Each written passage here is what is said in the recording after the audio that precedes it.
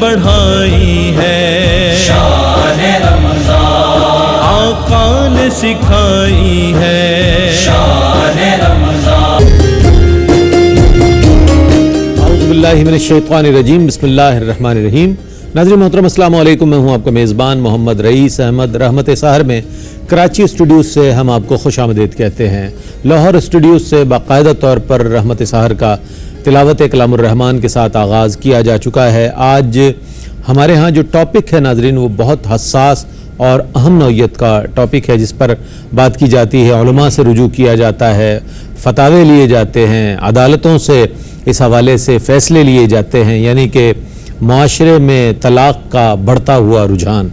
اس حوالے سے ہم دیکھتے ہیں کہ جہاں ایک گھرانہ متاثر ہوتا ہے، دو افراد الگ ہوتے ہیں، زوجین ایک دوسرے سے الگ ہو جاتے ہیں، وہاں صرف ایک گھرانہ متاثر نہیں ہوتا بلکہ اگر یہ رجحان بڑھتا رہے تو پورا معاشرہ جو ہے اس کی زد میں نظر آتا ہے اور دلوں میں کدورتیں اور نفرتیں بڑھتی ہوئی نظر آتی ہیں۔ اس کے محرکات کیا ہیں اور گو کہ یہ جائز امور میں سے ناپسندیدہ عمل قرار دیا گیا ہے، لیکن اس میں کس طرح اتنا زیادہ اس کی شرح میں اضافہ ہو رہا ہے؟ ایسی کیا بات ہے کہ آج کے دور کا انسان فوری طور پر اتنا بڑا فیصلہ کر لیتا ہے اور بعد میں پشیمانی کا شکار ہو کر پھر علماء سے رجوع کرتا ہے؟ پھر یہ کہ دیگر مسالک کے علماء کی طرف جاتا ہے کہ کہیں کوئی مجھے کسی طریقے سے اس میں استثناء مل جائے، کوئی نرمی آ جائے اس معاملے میں۔ بہر صورت اس پر بات کریں گے۔ مفکر اسلام مفتی محمد اکمل صاحب ہمارے ساتھ موجود ہوا کرتے ہیں، آج بھی تشریف فرما ہے۔ صاحب السلام علیکم۔ وعلیکم السلام ورحمۃ اللہ۔ اور میرے دائیں جانب تشریف فرما ہے عالمی شہرت یافتہ ثنا خان جناب ذوالفقار علی حسین۔ ذوالفقار بھائی السلام علیکم۔ وعلیکم السلام۔ مفتی صاحب میں چاہتا ہوں ابتدا میں یہ فرما دیجئے کہ قرآن اور احادیث جو ہے طلاق کے بارے میں کیا حکم دیتے ہیں؟ جو پہلے تو دیکھیں، طلاق کا مطلب ہوتا ہے جو نکاح کے ایجاب و قبول سے ایک تعلق قائم ہوا تھا اس تعلق کو اٹھا دینا۔ اگر یہ بغیر پیسوں کے اٹھایا جائے تو اس کو طلاق سے تعبیر کرتے ہیں، اور اگر شوہر اس طلاق کے بدلے میں پیسے طلب کر لے تو اس کو خلع کا نام دیا جاتا ہے۔ اللہ تبارک و تعالی نے قرآن عظیم میں ارشاد فرمایا طلاق مرتان فامساک بمعروف او تصریح باحسان، کہ طلاقیں دو ہیں جن کے بعد آپ رجوع کر سکتے ہیں۔ پھر فرمایا فامساک بمعروف، کہ دو طلاق اگر کوئی شخص دے دے تو پھر بھلائی کے ساتھ بیوی کو روک لے، اپنے نکاح میں باقی رکھے، او تصریح باحسان، یا بہت اچھے انداز سے احسان کے ساتھ اس کو چھوڑ دے۔ تو اس کا طریقہ ہے تیسری طلاق نہ دے اور عدت گزر جانے دے تو بیوی نکاح سے مکمل طور پہ نکل جائے گی۔ پھر تھوڑا سا آگے اللہ تعالیٰ نے خلع کے مسئلے کو ذکر فرمایا کہ فَإِنْ خِفْتُمْ أَلَّا يُقِيمَ حُدُودَ اللَّهِ، کہ اگر تم اس بات کا خوف رکھتے ہو، حاکموں سے مخاطب ہیں یا اولیاء سے، کہ یہ دونوں میاں بیوی اللہ کی حدود کی پاسداری نہ کر سکیں گے، تو فلا جناح علیہما فی مفتدت بھی، تو پھر اس میں کوئی گناہ نہیں ہے کہ عورت اس شوہر کو طلاق کے بدلے میں فدیہ دے دے، تھوڑا بہت کچھ دے دے۔ تلک حدود اللہ فلا تعتدوها، یہ اللہ کی حدود ہیں، ان سے آگے نہ بڑھو۔ ومن یتعد حدود اللہ فاولئک هم الظالمون، جو اللہ تعالیٰ کی حدود سے آگے بڑھتا ہے تو یہی لوگ ظلم کرنے والے ہیں۔ مفتی صاحب مزید انشاءاللہ اس سلسلے میں آپ کی خدمت میں سوالات پیش کریں گے۔ ناظرین ایک مختصر سا وقفہ ہے، وقفے کے بعد حاضر ہوتے ہیں ناظرین آپ کا خیر مقدم ہے رحمت سحر میں۔ آج موضوع ہے معاشرے میں طلاق کا بڑھتا ہوا رجحان۔ اس پر ابتدائی طور پر گفتگو فرمائی مفتی محمد اکمل صاحب تشریف فرما ہیں، اور اس کے بعد مزید انشاءاللہ سوالات شامل کریں گے۔ آپ سب پر بھی اس سحری ٹائم کے دروازے کھلے ہیں، آپ لائیو کال کے ذریعے اپنے سوالات کو شامل کر سکتے ہیں، لیکن ایک درخواست ہے کہ اپنے ٹیلی ویژن سیٹ کی آواز بند کر دیا کریں تاکہ ہمیں آپ کی آواز مناسب طور پر سنائی دے۔ بارگاہ رسالت میں صلی اللہ علیہ وآلہ وسلم میں ہدیہ عقیدت پیش کر رہے ہیں جناب ذوالفقار علی حسین۔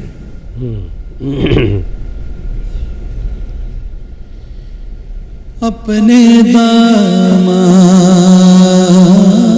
شفاعت میں چھپائے رکھنا، اپنے دامان شفاعت میں، اپنے دامان شفاعت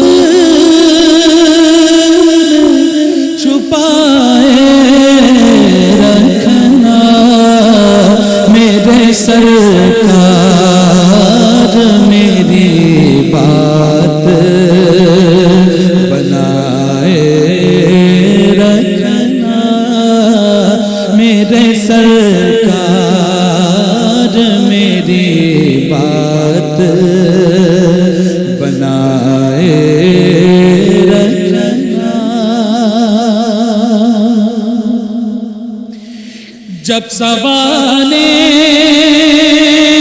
پہ خورشید قیامت آئے، جب سوانے پہ خورشید قیامت اپنی زلفوں کے گناہگار پہ سائے رکھنا، میرے سرکار میری بات بنائے رکھنا،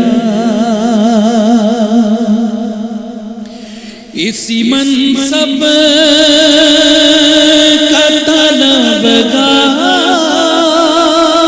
ہوں میں بھی آقا،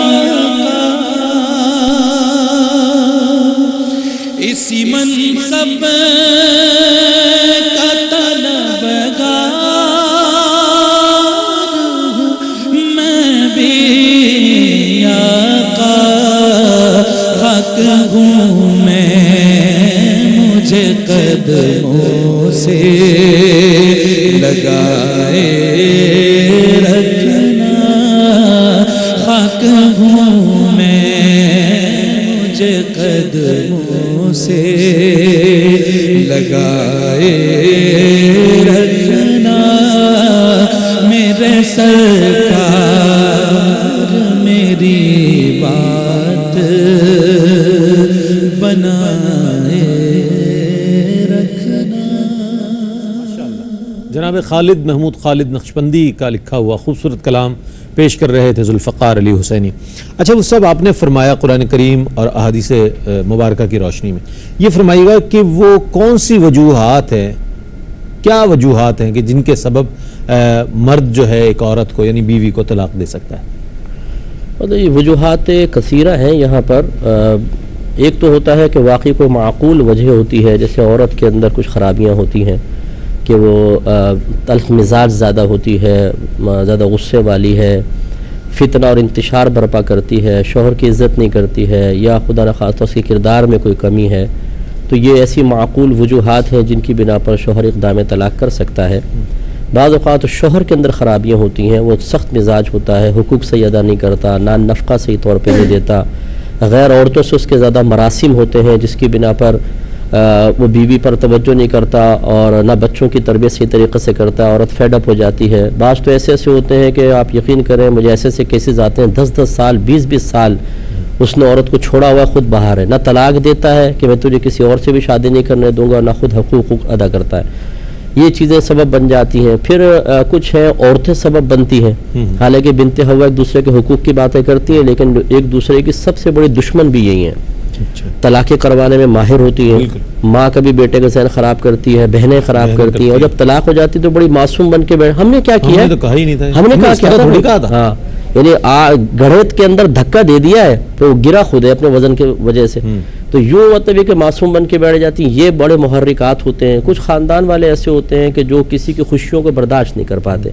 اگر میاں بیوی میں انڈرسٹینڈنگ ہے، شوہر بیوی کو تحفے لا کر دے رہا ہے، کپڑے لا کر دے رہا ہے، زیور دے رہا ہے، وقت دے رہا ہے، کہیں باہر گھمانے لے جاتا ہے، بچوں پہ توجہ کر رہا ہے، تو ان کو تکلیف شروع ہو جاتی ہے، وہ آ کے پھر گھر والوں کو فیڈنگ کرتے ہیں اور اس طرح سیپریشن ہو جاتی ہے۔ بعض اوقات جہالت ہوتی ہے۔ کتنے کیسز ایسے آئے، جیسے ایک شخص نے کہا کہ ایک عورت نے کہا میرے بیٹے نے بیوی کو 3 طلاقیں دے دیں، تو میں رونے لگی، شور مچا دیا گھر میں، تو میرے شوہر آئے کیا ہوا، تو میں نے کہا کہ وہ بیٹے نے 3 طلاقیں دے دی ہیں۔ کہا کیسے دی ہیں، تو میں نے کہا اس نے کہا میں نے تجھے طلاق دی۔ کہا بے وقوف، اس سے کوئی طلاق ہوتی ہے، دیکھ میں تجھے دیتا ہوں، میں نے تجھے طلاق دی۔ کہنے لگا بتاؤ کوئی ہوئی طلاق؟ تو اب وہ بابا جی پتہ نہیں کوئی بم پھٹنے کا انتظار کر رہے تھے کہ ہر طلاق پہ ایک دھماکہ ہوگا، کوئی خودکش حملہ ہوگا، تو اس قسم کی جہالتیں بھی ہیں۔ تو یہ تمام چیزیں مل کر جو ہے نا، یہ دین سے دوری کا سبب ہے، مطلب وہی بات ہے۔ یہ سب سے بڑی چیز ایک یہ بھی ہے، آخر میں اگر آپ لے لیں تو جو مین وجوہات ہیں وہ تو دین سے دوری ہوتی ہیں، لیکن بہت سے دین سے قریب ہیں، ان میں بھی تو طلاقیں ہو رہی ہیں۔ بالکل یہ تو نہیں ہے ایسا ہی، میرے پاس تو ہر طرح کے کیسز آتے ہیں، مطلب جو دینی حلقوں سے وابستہ لوگ ہیں جن کا ظاہری گیٹ اپ آپ دیکھیں تو آپ کہیں تو اللہ کا کوئی ولی ہوگا، لیکن گھروں کے اندر حالات دیکھیں جا کے تو وہ تلخ مزاجی سلطان رائی بنے ہوئے، گنڈاسا لے کر بیویوں کی زندگی حرام کر رکھی ہے، اور کہیں ایسی ہیں کہ پردہ نشین خواتین ہیں انہوں نے پورے خاندان کی زندگی برباد کر رکھی ہے. وہ باہر مطلب یہ کہ تبلیغ دین بھی کر رہی ہیں، سب کچھ کر رہی ہیں، لیکن خاندان اپنے گھر میں تلخ مزاجی، شوہر کو جوتی کی نوک پہ رکھا ہوا ہے، ساس کے ساتھ جھگڑے ہو رہے ہیں، نندوں کے ساتھ ہو رہے ہیں. تو خلاصہ کلام یہ ہے کہ دینی تعلیم کی کمی بھی اس کا سبب ہو سکتی ہے، اور بہت سارے اسباب ہیں. ہمارے ہاں تربیت کا فقدان ہے، علم کا فقدان ہے، صبر کا فقدان ہے، دوسرے کی قدر و قیمت کو مطلب محسوس کرنے کا فقدان ہے، اپنے آپ کو بڑا سمجھنا، دوسرے کو حقیر سمجھنا، اپنے آپ کو ہمیشہ صحیح سمجھنا، دوسرے کو ہمیشہ غلط سمجھنا، یہ تمام چیزیں مل کر جو ہیں وہ طلاق تک پہنچا دیتی ہیں. اچھا، جیسے کہ آپ نے وجوہات بتائیں، آج ہم یہ دیکھتے ہیں کہ بہت معمولی وجوہات پر، یعنی کہ آج شادی ہوئی، دوسرے دن یا دوسرے ہفتے یا دوسرے ماہ یا دوسرے سال ہی وہ خاندان جو ہے علیحدہ ہو جاتا ہے کسی ایک بات پر. آپ فرمائیے گا کہ یہی ہمارے معاشرے میں انتشار کا ایک سبب بن رہا ہے کہ لوگ پہلے ہی دور ہیں، اور جب اگر رشتہ داروں میں بھی آپس میں شادی ہو جائے، بھائی بھائی کے بچوں کی شادی ہو جائے، بھائی بہن کے بچوں کی شادی ہو جائے، تو وہ خاندان پورا ڈسٹرب ہو جاتا ہے اور دور ہو جاتا ہے. تو کیا ہمارے ہاں جو نفاق کا اور ایک جو سلسلہ بڑھ رہا ہے، کیا اس کی وجہ یہ بھی ہے کہ طلاقوں کی شرح بہت بڑھ گئی ہے؟ مطلب یہ بھی ایک بڑا سبب ہے. ابھی آپ کو حیرت ہوگی، ایک والد صاحب نے مجھے کال کی، کہنے لگے میرے بیٹی کا نکاح ہو گیا ہے، رخصتی نہیں ہوئی ہے، تو میری بیٹی اب خلا کا مطالبہ کر رہی ہے. تو میں نے کہا کہ حضور ہمارے ہاں خاندان میں تو ایسا ہوتا ہے کہ لڑکی جاتی ہے تو گھر والے کہتے ہیں کہ بھئی یہاں سے ابھی ڈولی جا رہی ہے تو جنازہ ہی واپس آنا چاہیے. یہ ابھی آپ کی بچی کی رخصتی نہیں ہوئی، طلاق کا مطالبہ پہلے کہہ رہے ہیں. وہ اصل میں کچھ فون پہ گفتگو ہے، لڑکے کے ساتھ ذہنی ہم آہنگی نہیں ہو پا رہی. اچھا، مینٹل انڈرسٹینڈنگ ہے. دیکھیں اب یعنی ذہنی ہم آہنگی تو ساتھ رہنے کے بعد ہی ہو سکتی ہے نا. ایک کتا بھی آپ لے کر آتے ہیں تو اس کو بھی تھوڑا سا اپنے پاس رکھنا پڑتا ہے، پھر وہ مالک سے مانوس ہوتا ہے. یہ تو پھر انسان ہے. اور پھر ضروری نہیں ہے کہ میں نے ان کو سمجھایا. میں نے کہا آپ یہ چاہتے ہیں کہ میں آپ کو سیپریشن کے طریقے بتاؤں، یہ راستہ دکھاؤں؟ میں تو آپ سے گزارش کروں گا بچی کو سمجھائیں. جو اگر بالفرض اس سے اگر یہ طلاق لے لیتی ہے تو کسی اور سے بھی نکاح کرے گی کہ نہیں کرے گی؟ کیا گارنٹی ہے کہ وہ 100% غلام ہوگا، بالکل اس کی جوتیاں اٹھائے گا بچی کی؟ تو لازم ہو سکتا ہے وہ اس سے زیادہ خطرناک آدمی نکل آئے، پھر اس کو چھوڑیں پھر تیسرے کی طرف جائیں. میں نے کہا یہ طریقہ کار نہیں ہوتا. پہلے رخصتی ہو، آرام سے رہیں ساتھ میں، کچھ یہ کمپرومائز کریں گے، کچھ شوہر کو کرنا پڑے گا، اس سے گھر چلتا ہے. تو اب جب یہ شروع میں دیکھیں ایسی بات ہے، اب یہ باپ یہ والدین یہ نہیں سمجھ رہے، لڑکی یہ سمجھ رہی ہے کہ اگر وہ طلاق لے بھی لیتی ہے اس کے بعد کیا وہ عزت کے ساتھ دوسرے خاندان میں جا سکتی ہے؟ وہ تو بولیں گے دیکھو رخصتی سے پہلے طلاق لے کے بیٹھی ہوئی ہے، پتہ نہیں لڑکی میں کیا عیب ہوں گے. تو یہ چیزیں نہیں سمجھ پاتے. والدین بھی پیچھے پورا بیک اپ دیتے ہیں ان کو، اور بلکہ ماں کہتی ہے بیٹا کوئی مسئلہ ہمیں بتا رہا، ہمیں نا پیچھے تیرے بھائی بھی ہیں. ہاں بھائی بھی ہیں. بھائی کہتا ہے وہ ہمارے فلاں سیاسی جماعت سے بھی تعلق ہے ہمارے، اور فلاں سے فلاں کچھ یہ وہ فورس ہے، یہ فورس ہے. تو یہ غلط طریقہ کار ہے، ایسا نہیں ہونا چاہیے. اسی سے انتشار برپا ہوتے ہیں. اور جیسے آپ نے فرمایا اگر خاندان میں شادی ہوئی ہو تو پھر تو تباہی کیونکہ رشتہ دار بڑھ جاتے ہیں، کچھ ان کی فیور میں ہو جاتے ہیں، کچھ ان کی فیور میں ہوتے ہیں، اور قطع تعلق ہی بڑھتی ہے جو حرام اور گناہ. اچھا، ایک سوال آپ کی خدمت میں پیش کر کے کالر کو شامل کروں گا. ایک تو طریقہ کار یہ ہے کہ عدالت میں جا کر لوگ نکاح کر لیتے ہیں، اور دوسرا طریقہ یہ کہ عدالت ہی میں جا کے طلاق کا بھی فیصلہ لیتے ہیں. تو جو شرعی طور پر جو جس طرح آپ نے فرمایا کہ اس طرح دینے سے ہو جاتی ہے، تو جو عدالت سے لی جا رہی ہے اس کے حوالے سے فرمائے گا کہ یہ اتنا آسان کرنے سے بھی اس کی شرح میں اضافہ ہوگا جو چاہے. ہم پہلے کال لے لیتے ہیں پھر آپ سے بات. السلام علیکم. السلام علیکم. وعلیکم السلام. جی کون ہمارے ساتھ اور کیا سوال ہے؟ وعلیکم السلام. جی فرمائیے. جی مولانا صاحب سے پوچھنا ہے مجھے. جی مولانا صاحب سے پوچھنا ہے مجھے کہ میں اس رمضان عمرے پہ جانا چاہ رہی ہوں. میں حیض نہیں ہوں لیکن پھر بھی تھوڑا خون آتا ہے. ٹھیک، ایک اور ہمارے ساتھ کالر ہے. السلام علیکم. وعلیکم السلام سر. جی طلحہ ڈی خان سے کیا کہیں گے طلحہ؟ جی میرا سوال یہ کہ ایک لڑکی نے شوہر سے اتنی طلاق دی کہ اس نے دوسری شادی کر رکھی تھی، اور ایک لڑکی نے پہلے شادی کی تو اس کے شوہر نے دوسری شادی پہلے سے کر رکھی تھی، تو اس نے کہا میرے ساتھ اس نے فراڈ کیا تو اس نے طلاق لے لی. تو کیا یہ طلاق لینا جائز تھا یا نہیں؟ ٹھیک ہے طلحہ، کوشش کرتے ہیں. ایک مختصر سا وقفہ ہے ناظرین، اور یہ تینوں سوالات جو میں نے پیش کیا اور جو کالرز کے سوالات ہیں ان کو شامل کریں گے. وقفے کے بعد ہمارے ساتھ رہیے گا. آپ کا خیر مقدم ہے رحمت سحر میں. آج معاشرے میں طلاق کا بڑھتا ہوا رجحان، اس پر ہم بات کر رہے ہیں، اور یہ یقیناً قابل مذمت بات ہے کہ ایسا کیوں ہو رہا ہے. اس پر مفتی صاحب نے فرمایا کہ ہمارے ہاں آنے والا ہر تیسرا سوال جو ہے مفتی صاحب کو میل پر اور خطوط کے ذریعے ٹیلی فون کالز کے ذریعے جو سوالات دیے جاتے ہیں، ہر تیسرا سوال طلاق سے متعلق ہوتا ہے. یہ بڑی حیرت انگیز اور افسوسناک بات ہے. پہلے کالر کو لے لیں، پھر مفتی صاحب کی جانب چلتے ہیں. السلام علیکم. السلام علیکم، میرا نام ظفر شیخ ہے، میں جی کراچی سے بول رہا ہوں. جناب ایکچولی میں نے یہ پوچھنا تھا کہ طلاق کے بارے میں بہت کنفیوژن ہے. کچھ علماء کا یہ کہنا ہے کہ 3 طلاقیں اگر ایک دفعہ دی جائیں تو 90 دن کے اندر رجوع نہیں ہو سکتا. قرآن مجید میں اگر سورہ نساء اور سورہ طلاق کا مطالعہ کی جائے، اس کا تفسیر بیان کی جائے، تو کچھ علماء کا یہ خیال ہے کہ نہیں، 3 طلاقیں ایک ہی طلاق ہوگی اور 90 دن کے اندر رجوع ہو سکتا ہے. اور اگر ایک دفعہ رجوع نہیں ہوا اور پھر اگر دوسری دفعہ اسے رجوع کر لیا 90 دن کے اندر، پھر دوسری دفعہ 3 طلاقیں دی، پھر بھی رجوع کر سکتا ہے. تیسری دفعے میں حلال ہوگا. دوسرا یہ ہے کہ اگر طلاق دی جائے، کیا شواہد کا ہونا لازمی ہے؟ ایک بیوی لندن میں بیٹھی ہوئی ہے، میاں پاکستان میں بیٹھا ہوا ہے، اس نے یہاں 3 طلاقیں دے دی، شادیاں میں کرنی، اس بیوی بیچاری کو کچھ پتہ نہیں ہے. تو کیا شواہد ضروری نہیں ہے کہ ان کے سامنے ہو؟ 2 شواہد جیسے شادی ہوتی ہے تو طلاق بھی دے. تو پلیز اس سے تھوڑی سی وضاحت کیجیے. ٹھیک ہے، بہت شکریہ شیخ صاحب، ضرور شامل کریں گے. السلام علیکم. ایک اور کالر ہیں. السلام علیکم. وعلیکم السلام. جناب کون ہے ہمارے ساتھ اور کیا سوال؟ جی احمد علی نام ہے میرا جناب. اور ایسا ہے کہ میری بہن کو اس کے شوہر نے تھرو TCS طلاق بھیجی جو کہ ریسیو نہیں کی گئی. ٹھیک ہے، تھرو TCS یعنی اچھا ٹھیک ہے ٹھیک ہے اوکے. کیا ہے اس کا؟ اچھا ریسیو نہیں ہوئی جی، ریٹرن ہو گیا. اس کے شوہر نے بھیج دی TCS میں. اچھا، ایک تو یہ ہے کہ وہ تھے نہیں موجود یا انہوں نے کی نہیں وہاں رہنے کے باوجود بھی؟ نہیں، دوسرے شہر میں رہتے ہیں تو انہوں نے بھیجی TCS کے ذریعے. ٹھیک، تو میری بہن نے ریسیو نہیں کی، تو اب کیا اسٹیٹس ہوگا اس کا؟ ٹھیک ہے، آپ کی بہن نے ریسیو نہیں کی. بہت شکریہ آپ کا. جی مصطفیٰ. ایک تو بہن نے فرمایا کہ یہ حائضہ نہیں ہے لیکن پھر بھی تھوڑی بلیڈنگ ہو رہی ہے. دیکھیں، ایک دفعہ حیض بند ہوتا ہے، اس کے بعد 15 دن کا لازم پاکی کا ایک پیریڈ ہوتا ہے، اس کو طہر کہتے ہیں. اگر ان 15 دن کے اندر کوئی بلڈ آنے لگ جائے تو یہ بیماری کا خون کہلاتا ہے. ہاں، اگر 15 دن کے بعد پھر بلیڈنگ ہوگی تو گویا کہ نیا حیض کا پیریڈ اسٹارٹ ہو گیا. تو اگر ان 15 دنوں کے اندر بیچ میں آ رہا ہے بلڈ تو اس کی پرواہ نہ کریں، بیماری کا خون ہے. اس میں نمازیں بھی جاری رہیں گی، روزہ بھی رکھنا ہوگا اور اسی حالت میں جا کر طواف وغیرہ بھی کر سکتی ہیں. انہوں نے کہا کہ ایک لڑکی نے اس وجہ سے مطالبہ طلاق کیا کہ اس کے شوہر نے دوسری شادی کی ہوئی تھی. تو دیکھیں، دھوکہ تو ضرور ہے کہ اس نے بتایا نہیں اور اس طرح کیا، لیکن یہ کوئی ایسی وجہ نہیں ہے کہ جس پہ مطالبہ طلاق کیا جائے. ٹھیک ہے جی ہاں، اس پہ کیونکہ مرد کو 2-3 شادیوں کی اجازت ہے. اگر وہ اس بیوی کے حق بھی مکمل طور پیدا کر رہا ہے، دوسری کے بھی کرتا ہے، تو مطالبہ طلاق یہاں پر بنتا نہیں ہے. لیکن یہاں تو زندگی اور موت کا مسئلہ بنا لیا جاتا ہے نا خواتین. نبی کریم صلی اللہ علیہ وسلم نے ارشاد فرمایا کہ جو عورت بغیر کسی وجہ کے مطالبہ طلاق کرے وہ بروز قیامت جنت کی خوشبو بھی نہیں پا سکتی. یہ حدیث مبارکہ صحیح 6 کی روایت ہے، اس لیے ایسا نہیں کرنا چاہیے. یہ حضرت نے فرمایا کہ 3 طلاقیں بعض علماء کہتے ہیں کہ ایک بار دی جائے تو 90 دن میں رجوع نہیں ہو سکتا. دیکھیں، 90 دن کی تو کوئی تخصیص ہے ہی نہیں. اصل مسئلہ یہ ہے کہ زیادہ تر اس طرح کے ریسرچرز جو ہیں وہ انٹرنیٹ پر بیٹھ کر تمام ریسرچ کر رہے ہوتے ہیں. ایسی کئی خواتین مجھے ملی، وہ کہتی ہیں استاد میری ریسرچ یہ ہے. میں کہتا ہوں کہ سورس کیا ہے آپ کی؟ انٹرنیٹ ہے. تو میں کہتا ہوں بہن پھر آپ بہت بڑی مفتیاں ہیں، ہم تو ایک طالب علم ہیں، آپ ایسے کریں انٹرنیٹ پہ رجوع کر لیں. تو پھر وہ بیچارے گھبرا جاتے ہیں. آپ تو قرآن اور حدیث سے رجوع کرتے ہیں. جی ہاں، ایسا کچھ بھی نہیں ہے. یاد رکھیں، 3 طلاقیں ایک وقت میں دی جائیں یہ 3 ہی ہوتی ہیں. 3 ہی ہوتی ہیں. جی، اور اس کے بعد حلالہ ہے.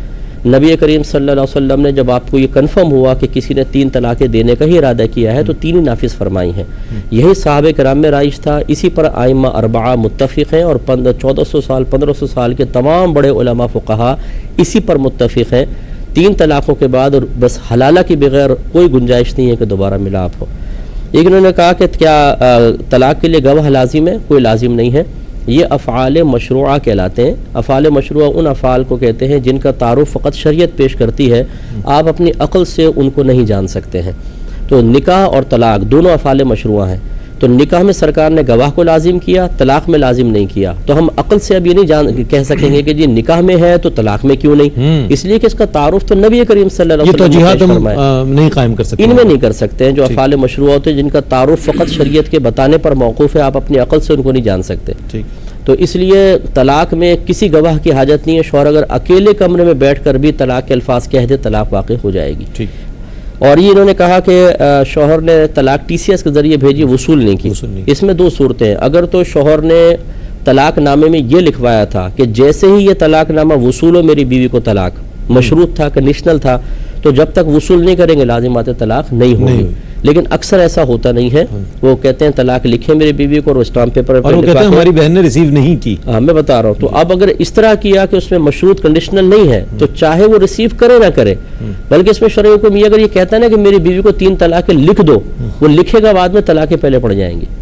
یہ ہمارے تمام دیکھنے والے اچھی طرح سمجھ لیں. اگر کوئی شخص یہ کہتا ہے میری بیوی کو 3 طلاقیں لکھ دو تو لکھے گا وہ بعد میں طلاقیں فوراً پڑ جائیں گی. اب ریسیونگ کا معاملہ تو بہت بعد ہے, طلاق تو پہلے ہی پڑ چکی ہے. اس میں ہمارے ساتھ ایک اور کالر ہے. السلام علیکم. وعلیکم السلام. جناب کون صاحب ہے؟ ٹیلی ویژن سیٹ کی آواز بند کر دیں, بڑی مہربانی. جی فرمائیے. جی کر دیجیے. جناب نادر بول رہے ہیں. نادر صاحب کیا کہیے؟ جی جی سر جی میں نے طلاق دیا ہے اپنی بیوی کو تقریباً 3-4 ماہ ہو گئے. ٹھیک ہے. میں ایک طلاق دیا, اسلام خود لکھا ایک طلاق دی ہوئی ہے بیوی کو. اس میں مولوی سے پوچھتا کہ تھی دونوں آپس راضی نامہ کر لو, مطلب 2 مہینے یا 3 مہینے دے وچ اگر دونوں آپس چوری راضی نامہ کیتے وہ والدین بھی مطلب والدین نہیں پتا, تو میرے والد فوت اور میرے بھائی اور میرے والدین بھی نہیں پتا بھائی نے راضی نامہ کیتے ہوئے. سارے مطلب چاہتے نہیں والدہ بھائی راضی نامہ ہو سکے یا نہ ہوئے. تو میاں بھی آپ راضی ہو سکتے ہیں کہ نہیں ہو سکتے؟ ٹھیک ہے, آپ رجوع کرنا چاہتے ہیں اس حوالے سے مفتی صاحب سے ہم جواب لیں گے. ایک اور ہمارے ساتھ کالر ہیں. السلام علیکم. وعلیکم السلام. جناب کون ہے ہمارے ساتھ اور کیا سوال ہے آپ کا؟ میں اظہر بات کر رہا ہوں سعودی عرب سے. جناب اپنا رمضان کریم میں جب آدمی مر جاتا ہے جہنم بند ہو جاتی ہے, اور جب رمضان کے بعد آدمی وہ جو آدمی مرا ہوتا ہے اس کے اوپر اپنا سوال جواب ہوتے ہیں یا وہ اس کے سارا کوئی سسٹم ہوتا ہے وہ کہ نہیں, تو اس کے اوپر تھوڑا سا نا مجھے تفصیل چاہیے بتا دیں. بہت شکریہ بہت شکریہ. کوئی اور کالر ہمارے ساتھ موجود نہیں ہے, مفتی صاحب سے میں چاہوں گا جوابات. جی ہاں, یہ دیکھیں مسئلہ یہ ہے کہ اگر میاں بیوی راضی تو کیا کرے گا قاضی. اگر یہ دونوں رضامندی چاہتے ہیں تو چاہے والدین راضی ہوں یا نہ ہو یہ بالکل یہ راضی نامہ کر سکتے ہیں. لیکن مسئلہ یہ ہے کہ انہوں نے 1 طلاق دی تھی, اگر اس کے بعد بیوی کے 3 حیض مکمل ہو چکے ہیں تو انہیں جدید نکاح کرنا پڑے گا, کیونکہ 1 طلاق دی ہے 2 باقی ہیں. اور اگر 3 حیض کا پیریڈ ابھی چل رہا ہے تو اس میں رجوع کا طریقہ اب نکاح نہیں ہے, بس یہ اپنی زبان سے کہہ دیں میں نے اپنی بیوی سے رجوع کیا, وہ ان کے نکاح میں رہیں گی. 1 طلاق ہو گئی, 2 باقی ہیں, لیکن جدید نکاح کی حاجت نہیں ہے. لیکن میرا مشورہ یہ ہے کہ جب طلاق کے معاملے میں پورے خاندان 2 انوالو ہوئے ہیں تو راضی نامے میں بھی بڑوں کو ذرا سامنے رکھیں, ورنہ آگے چل کے کوئی مسئلہ ہوا تو سارے بڑے پیچھے ہٹ جائیں گے کہ تم نے خود قدم اٹھایا تھا اب اس کو بھگتو, اور دل آزاری بھی ہوگی. تو اس لیے بڑوں کو بڑا سمجھتے ان کو درمیان میں لائیں اور راضی کریں. اور یہ بہت اچھی بات ہے اگر میاں بیوی راضی ہو رہے ہیں تو ان کو اپنا گھر بسانا چاہیے. بہت اچھا مشورہ دیا آپ نے. ایک اور بھی سوال تھا, اگر آپ ہاں یہ رمضان میں کوئی اگر فوت ہو جائے تو اس کے بارے میں شرعی طور پر جو احادیث میں تعلیم ہے وہ یہی ہے کہ وہ حساب کتاب سے بالکل محفوظ کر دیا جائے گا اور انشاءاللہ جنت میں جائے گا. لیکن اس کا مطلب معاذ اللہ ثم معاذ اللہ یہ نہیں ہے کہ کوئی خودکشی کر لے. جو واقعی طبعی موت فوت ہوگا اس کے لیے انعام ہے. اگر اللہ نہ کرے کوئی جاہل ایسا ہو کہ بولے چلو یار میں بھی پھر رمضان میں مرنے کا قدم اٹھا لیتا ہوں تو وہ جہنم میں جائے گا, وہ اس کے لیے بخشش کا یہ وعدہ نہیں ہے. اچھا یہ کہا جاتا ہے کہ بھائی ہم نے غصے میں طلاق دے دی مفتی صاحب, ایسا نہیں سنا کہ جناب چلیں پکنک پہ چلتے ہیں آؤٹنگ پہ چلتے ہیں وہاں سے تحائف لیں گے اور واپسی تحفے میں طلاق دے دوں گا. یہ کیا ہوتا ہے کہ یعنی غصے میں دے دی, میرا دل نہیں چاہ رہا تھا میں نے دے دی, اب وہ استثنا چاہتے ہیں, وہ نہیں چاہتے حلالہ تک بات جائے, کیا ہے ایسا کیوں ہم اتنے سزاؤں سے ڈرتے کیوں؟ بہت سارے بھولے بادشاہ اور پپو شاہ ہیں جو اس طرح کے معاملات کرتے ہیں. پہلے بن جائیں گے سلطان رائی, نہ چھوٹے چھوٹے بچے یاد آئیں گے, نہ ان کا سہما ہوا چہرہ, نہ ان کے ڈرے ہوئے مطلب چہرے, ان کے کانپتے ہوئے بدن, اور مستقبل فیوچر کچھ نہیں دیکھیں گے. پہلے جوش میں قدم اٹھا لیں گے دونوں. اچھا ایک خاتون نے روتے ہوئے فون کے مفتی صاحب میرے شوہر نے گالیاں دی ہیں, مارا ہے, پیٹا ہے. تو میں بڑا یوز ٹو ان معاملات میں نے کہا آپ نے بھی تو کچھ کیا ہوگا. ہاں میں نے بھی گریوان پکڑ کے 2 گالیاں دی تھی. تو اپنا بھی تو بتاؤ کہ آپ نے کیا کارنامہ کیا. اچھا وہ کر لیں گے, 3 طلاقیں دے دی, اب غصہ ٹھنڈا ہوا, اب جب وہ حقیقت حال پہ نگاہ پڑتی ہے اور وہ بچوں کو دیکھتے ہیں اس سب کو راستہ نکالیں, ہم رہنا چاہتے ہیں ساتھ.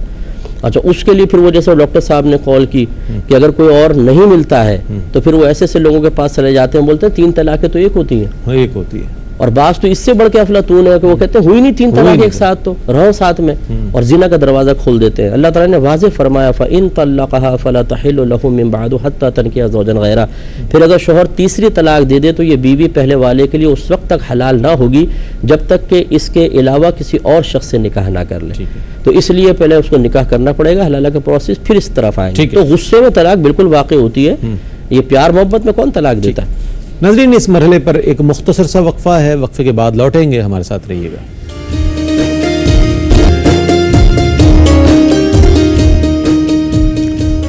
ناظرین آپ کا خیر مقدم ہے، کلام شامل کر رہے ہیں نعت رسول مقبول صلی اللہ علیہ وآلہ وسلم۔ اگر وہ کلام حدود طائر سدرہ حضور جانتے ہیں، وہ آپ پڑھیں تو کیا کہنا؟ حدود طائر سدرہ حضور جانتے ہیں، حدود طائر سدرہ حضور جانتے ہیں، حدود طائر سدرہ حضور جانتے ہیں، کہاں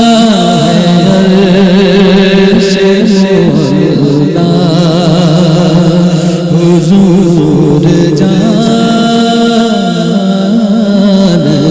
ہیں، کہاں ہے عرش مولا حضور جانتے ہیں، وہ آ بھی سکتے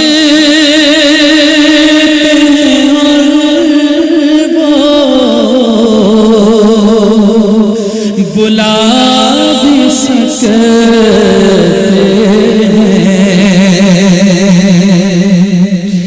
وہ آ بھی سکتے وہ بلا بھی سکتے ہیں کہ دوریوں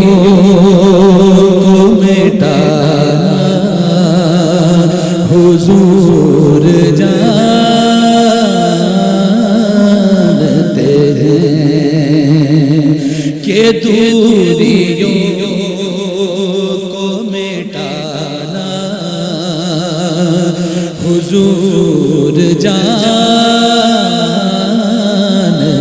ہیں، کہاں ہے عرش مولا حضور جانتے ہیں،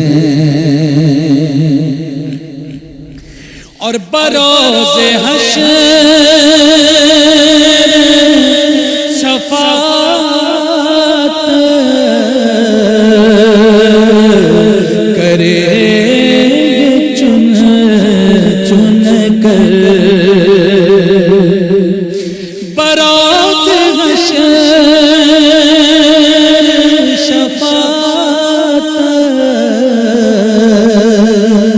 کرے چن چن کر،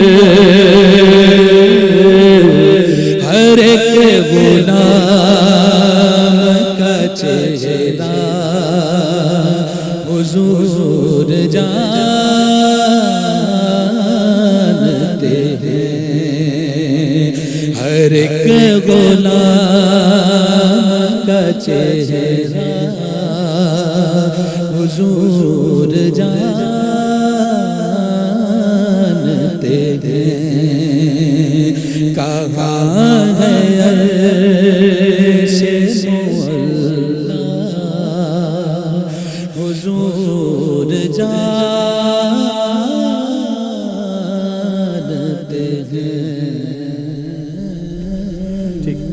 ہیں. سبحان اللہ سبحان اللہ ماشاء اللہ. بہت سرور حسین نقشبندی کا لکھا ہوا خوبصورت کلام پیش کر رہے تھے جناب ذوالفقار علی حسینی.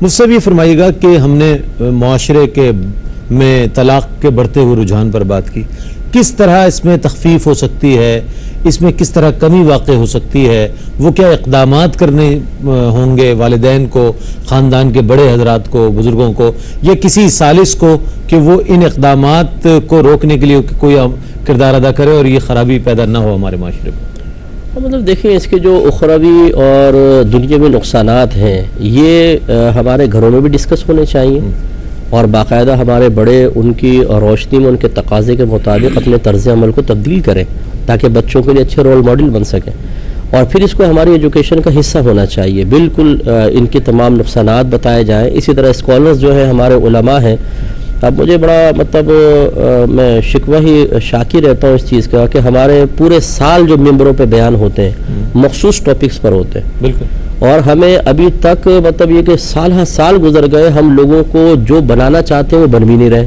بالکل ایسا ہی ہے. ہم آپ کو عاشق رسول بنا رہے ہیں, یہ میرا دعویٰ ہے مثال کے طور پہ, اور 50 سال سے ناکام ہوں اس میں بنانے میں, ابھی تک بنا ہی نہیں چکا ہوں.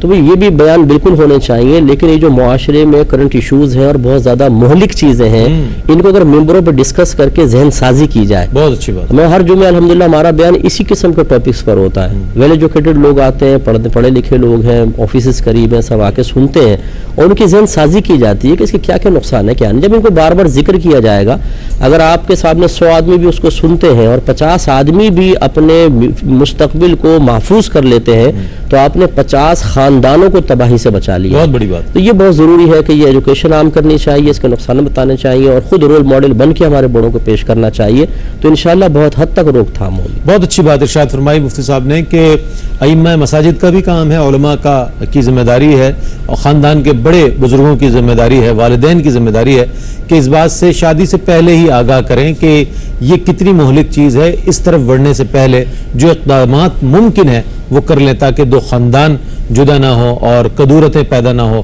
نفرتیں پیدا نہ ہو. ناظرین, آخر میں کلام شامل کر رہے ہیں نعت رسول مقبول صلی اللہ علیہ وآلہ وسلم پیش کریں گے جناب ذوالفقار علی حسینی. مفتی صاحب آپ کی تشریف آوری کا بہت شکریہ, آپ کی لائے, اور ذوالفقار بھائی آپ کی تشریف آوری کا بہت شکریہ.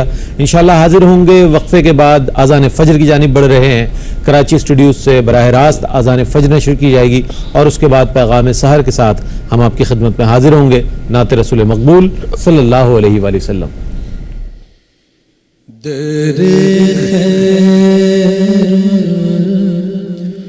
ورا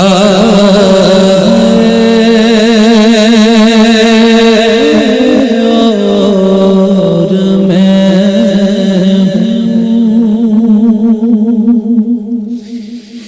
درے خیر ورا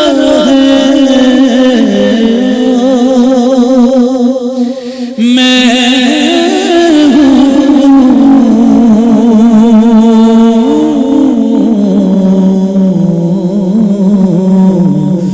میرے غم کی دوا